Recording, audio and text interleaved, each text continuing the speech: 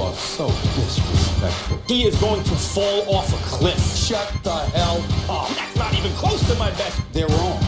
And I don't give a damn that they agree with me or not. Hello again. You know what it is. It's time for Final Take. Max Kellerman, take it away. So the Seahawks menace to quarterbacks. Michael Bennett said in an interview that Detroit running back Zenner is excellent. That Zenner has heart and fits the offense perfectly and is talented and great. Michael Bennett also said it's surprising that such a good running back is white. And here we go. If a white player ever said he was surprised that an excellent player on another team was black, there'd be a huge uproar, right? That's true. So shouldn't Michael Bennett be criticized for his position? No, Michael Bennett should not be. Two things. First, most, not all, but most elite level NFL running backs are black. You're welcome to Google that or just trust me. So the fact that Zenner out of South Dakota State is performing like a star is indeed an anomaly. It's statistically surprising.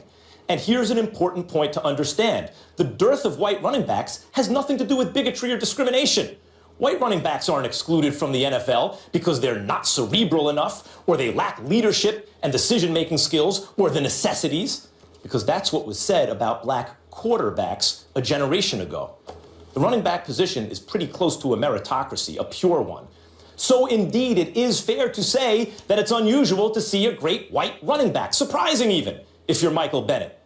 And now the second thing, the double standard. If a white person were to say he or she was surprised at the success of a black person, wouldn't there be a justifiable outcry?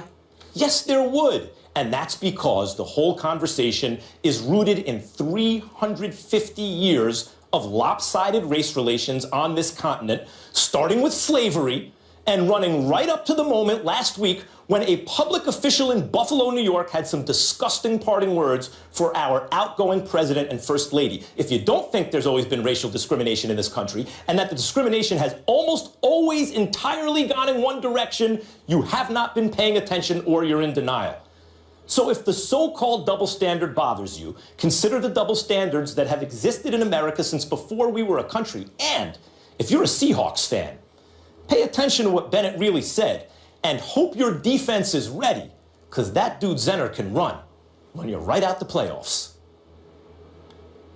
Well said, Max. Bravo. Yes, round of applause for that one. For more on Max's Final Take, Great job. be sure to visit Great our job. Facebook and Twitter pages. Stephen A. approves that message. Joining us next, a man that needs no introduction. You've seen him entertain us on the big screen for years. In his latest project, you just saw a clip of Patriots Day, based on the Boston Marathon bombings, is out everywhere January 13th. We welcome back actor, producer Mark Wahlberg, friend of the show. Thank you so much for being here. Good to see you, buddy. Thanks, guys. We appreciate you. Appreciate it. See you, brother. We're going to talk about Patriots Day in just a moment, but right now I need to talk about your New England Patriots, because you came in here feeling pretty confident about your squad heading to Talking some Houston. stuff about the Giants. Real stuff. Who scares you the most as a Patriots fan? Well, look, I mean, in the NFC, obviously the Cowboys look good, but I think they'll just be happy to be there, right? I don't think, like Cam Newton last year, I think they're going to get distracted by all the hoopla. I think Ben Roethlisberger is always a problem.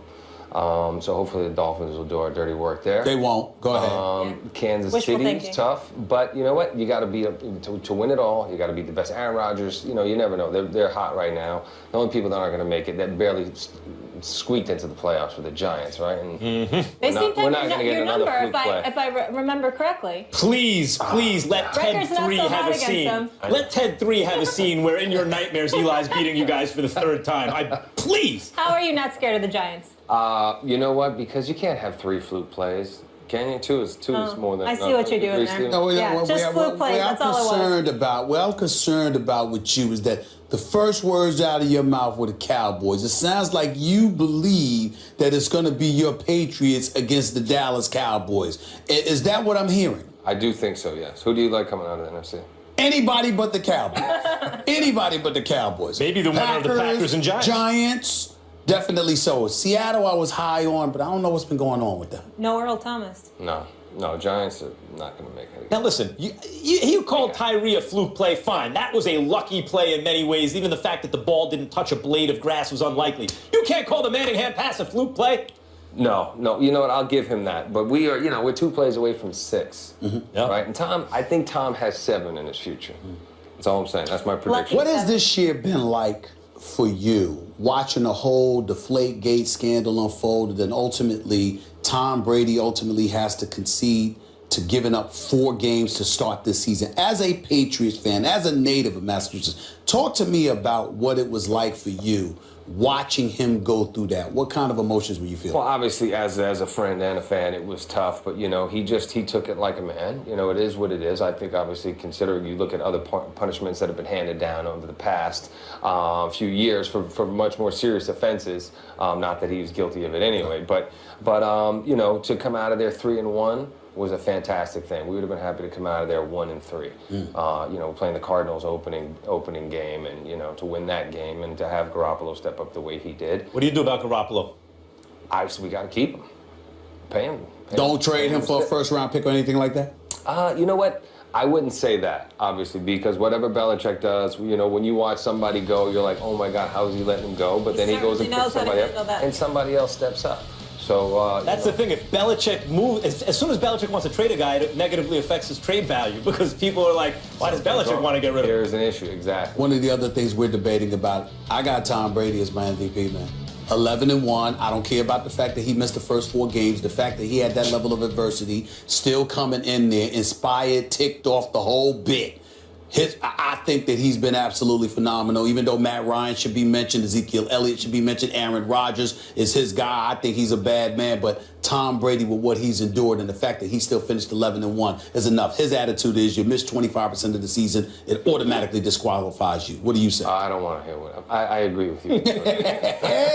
Hey, let me ask you a question. Is Boston awesome? I mean, what kind of a question is that? Who's your audience here? No, look, Matt Ryan is in the discussion. I think Ezekiel Elliott certainly deserves Rookie of the Year, and his quarterback is in that discussion as well. Mm-hmm. But I think when you're talking about MVP, I think it's between Matt Ryan, Brady, and Aaron Rodgers. I got you. Mark, I don't know if you've heard Max's take, but he thinks your quarterback, Tom Brady, wait till you hear this, is going to fall off a cliff. So where are we right now? Yeah. About 14 months. We're about 13 months away. Yeah, and he's going to fall off a cliff. Let me tell you my theory. I got you. Every quarterback in the history of the NFL who's been great at an old age has cruised along at a very high altitude. They're going to do this forever, and then one day they're just gone. Like Peyton Manning, oh my God, he can't play anymore. Same thing with Brett Favre when it looked like they could go on forever. I say the same thing will happen to Tom Brady before his 41st birthday, because that is the cutoff age. What do you say to that? I think, you know what, we will prove that, again, you don't know what you're talking about with Tom Brady. It's one of those things where he's getting better. He's smart. Manning, the neck surgery, I think, was a major issue. You could see his arm strength deteriorating, right? I mean, he was throwing ducks. If I give me my shotgun, I could have picked it off from where I was sitting. And Favre, look, once he was out of Green Bay, I mean, he was vulnerable. When he was in Minnesota, I mean, he was getting hit a lot. And Tom just seems to be getting stronger, and he's so disciplined with everything that he does. I think he's, you can't play forever, but I think a good 4 or 5 more years. 4 or 5 more years? Yeah. I got at least 3. Yeah. I got at least 3. Again, I agree with you. There we go. Of course. So, you know what time it is. Come on now. Here's the deal. Let me transition to a more serious note, because this movie on the Boston Marathon bombing, I want you to talk to me about what it was like for you to make this movie. And you talked about how it was tough for you. Could you explain to our listeners what that was like for you? There was obviously an enormous amount of pressure. When they originally came to me with the idea, I said, no, I don't want to be a part of the movie. But there were 3 movies at the time being discussed, and so they were going to make the movies regardless. And I felt like if in the wrong hands, this could be people would be exploited. The violence could be gratuitous, and people just wouldn't have it handled with the respect and sensitivity that it deserved. Mm-hmm. And so I said, you know what? I am going to do it, and I'm going to make sure that we take care of everybody. And I was so inspired by how my city responded to this act of terror, and there was so much hope and that came out of it, and inspiration, that I felt like, and considering that these things continue to happen, you look at what just happened in Istanbul and what happened in Cairo, so these things are happening all over the world, and the only way to combat this is with love and people coming together, and that message of love is important and needs to be heard everywhere as soon as possible and as often as possible. How much of that reluctance to do it was based on the idea that you just don't want to put yourself through that because to prepare for it and actually make that, you have to get up close and really get into what happened. Yeah, and well, you know what? But the great thing about it was there was a huge sense of relief from my community when they realized that I was doing it, because then they knew they could hold me accountable and they could come and communicate with me directly. So as I sat down with the victims' families and survivors, they told me first of all, they wanted to know what our intentions were. And once they knew that, then they knew that they could make sure that we would protect them.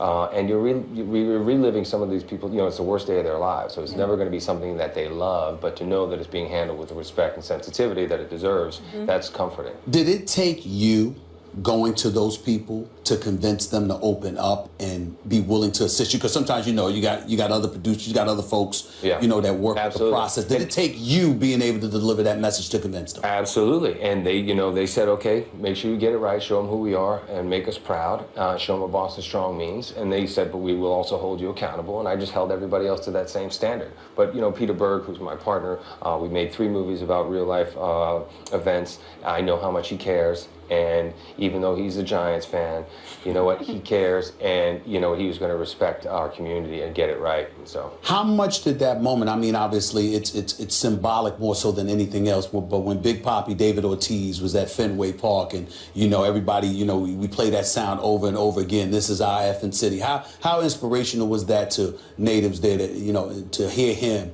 you know, speak the way that he spoke about that. Well, Papi has brought so much joy to Boston, and you know he's obviously immortalized as one of the greats of all time. And he was in Boston when it happened because he was hurt, and the team had just gone on the first road trip to Cleveland, and he was actually in the city when the lockdown happened. So he was deeply affected by it, and you know it was very personal to him. So we have Papi in the movie, and you know we wanted to kind of see what he was feeling before he went out onto the field. And there was a scene that actually Pete cut out of the movie, but where I was talking about my dad he was supposed to have died from prostate cancer, but he lived another 5 years just to see the Red Sox win the World Series, so he could die a happy man. And Papi made that happen. And then I started screaming that he was better than Ted Williams, he's better than you know, Corey Skrimsky, he's better than Carlton Fisk and Freddie Lynn, and that right on down the line. And Pete said, well, that might be a little bit much, you know, because it turned into that moment. But, you know, he's such a special guy, and, you know, it meant so much to him. Are you so happy you did the movie now? Yes, yes. To be able to show the families, victims, law enforcement, first responders, to show them the movie and to see how proud they are of how their city responded. Because Boston, you know, was always a great sports town. So you always had that. Whenever I left Boston, I could always brag about my sports. But now I can brag about my people. I can brag about my community coming together. And the resilience. Men and women coming together, showing that strength and resilience and courage. And it's redefined the term. So it does, I mean, it does seem that when you, even the Mickey Ward movie, for example, that's about a Massachusetts guy. It's right in the area. And from listening to you talk about it, it seems like that does give it a kind of special, imbues it with a special kind of feeling for you when you do something about a real person or people from where you're from. Of course, yeah. And, you know, Pete and I have talked about it. You know, with Lone Survivor, it's one thing. You got Navy SEALs. I mean, a good day for them is to get into a big gunfight. That's what they'd like to do. And with oil rig workers, you know, it's one of the more dangerous occupations in the world. They know the risks. These are families, women, children, going to root their loved ones on in a road race. And it's for something horrific like this to happen, but to see how people responded, it's very inspiring. And people leave the theater with this kind of very emotional but kind of uplifting feeling, and it's a special thing, and we need that in this day and age. The whole country needs it. Yeah. Appreciate you making the movie. Glad you made that choice. No question, and I hope guys. it brings a lot of hope and peace to a lot of people. Before I let you get on out of here, going back to football, with everything we've just been talking about, what will it be like for y'all after everything you've been through this year with these Patriots if they pulled this off and won the Super Bowl? Oh. I think that people, what's the bigger motivation? I think that people actually want to see Goodell have to hand over the trophy. I think that's a big moment for y'all. It will be. It will be. You know, it's one of those things where we got a defense this year. You know, we got a team that's playing for pride and a whole other level of inspiration. And I just, you know. Tell the truth, you were depressed when Gronk went down. I interviewed him as we were promoting the movie in Boston, and I've been to his house. I've hung out with him. I know. I said, whatever you do, don't end up wrestling in a nightclub in Vegas before you're back. But you know what? He may be back for the Super Bowl. I get the feeling that that's your favorite perk about being a movie star. Now you've been a star in several industries, but that you get to hang out with Gronk and Tom Brady. Is that the best part? Gronk seems like a good time. The best part is being friends with Mr. Kraft, because he's a great man. Yes, he's such he a is. kind, generous, loving human being. And you know what? He's going to put me and my sons right there with him, and that's the best perk. Believe it or not, on a personal note, Mr. Kraft has communicated with me on several occasions. He is a wonderful man. He is. His kindness, generosity. He is the standard, no question. And the Standard as an owner. as Columbia well. grad, right? Yeah. The Lions. And he overpaid $50-something million to keep the Patriots in New England. Oh. Yeah, when he bought the team. Yeah. Smart investment. All right, this Boston love fest. Oh, yeah. It's enough already. It's over. Well, you know what? This is not about Boston now. The That's right. Patriots are the nation. Oh, the American team. You know, you do realize that, Stephen A. that's something I'm on the actually record likes that. saying. I've always said, I've on the record, I Yeah. said this years ago, the New England Patriots should be America's team. It's an absolute what? disgrace. Okay. Listen, I'm a New Hey, Yorker. we gotta- It we makes got me a sick to commercial my break stomach we need to get in to here? say this. You know that. Come on now. But I'm honest. The New England Patriots, is America not the greatest country in the world? I mean, when we talk about greatness, how in God's name are we talking about the Cowboys? I mean, how is I'm it? Stephen A. we Smith, got okay? we got to pick I'm one Stephen or A. the Smith. other. Hey, It should Mark be the Wahlberg. Patriots. Hey, And Mark I told Mr. Wahlberg. Kraft that. I told Mr. Kraft Is that. Boston a great place? That's some I'm just interviewing telling skills you got. You call it whatever you want. I'm just being honest. I swear to you. I mean, listen, with and without You're him the here, greatest I have sportscaster. said this. It's a history The of the game. truth. Feel better. That's what I'm saying. Get a room. Stephen The A. truth is Smith, the baby. truth. Come on. The truth is the truth, man. Personal form. Listen, Any way you can bash the I Cowboys. would gladly take the Patriots as America's team any day over the Cowboys. At least they live up and establish a standard as opposed to me being mediocre and just sitting there stealing headlines. Yes. I mean, the